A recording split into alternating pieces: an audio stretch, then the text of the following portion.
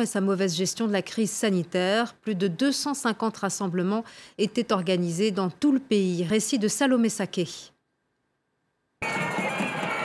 Ils sont rassemblés par milliers pour exiger la démission de leur Premier ministre Benyamin Netanyahou. En cause, sa gestion de la crise sanitaire et les poursuites dont il fait l'objet. Le dirigeant est inculpé pour corruption, fraude et abus de confiance dans 3 affaires. באנו לפה בשביל להפגין נגד האוזלת יד של הממשלה שלנו בטיפול במשבר הקורונה.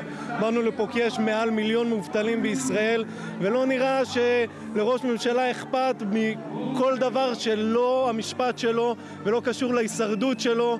ובאנו כי אנחנו רוצים שינוי. די, נמאס לנו מממשלה שלא דואגת לאזרחים שלה.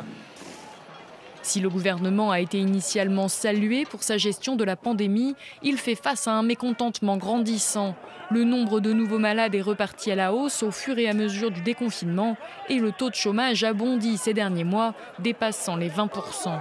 Les manifestants exigent des aides d'État pour faire face à la crise économique et expriment leur inquiétude pour l'avenir. אני מוכן למות בשביל הדמוקרטיה. אני לא מוכן לחיות בדיקטטורה. מתחיל לפחד שהנכדים שלי לא תהיה להם מדינה עם תקווה, עם עתיד וחזון, ויש לי פחד תהומי שראש ממשלת ישראל הולך להשאיר לנו אדמה חרוכה. Dans ce pays de 9 millions d'habitants, plus de 60 000 cas de coronavirus ont été détectés. Israël fait partie des pays où le taux de contamination est le plus élevé au monde, avec près d'1 millier de nouveaux cas enregistrés chaque jour. Retour en France, le principal suspect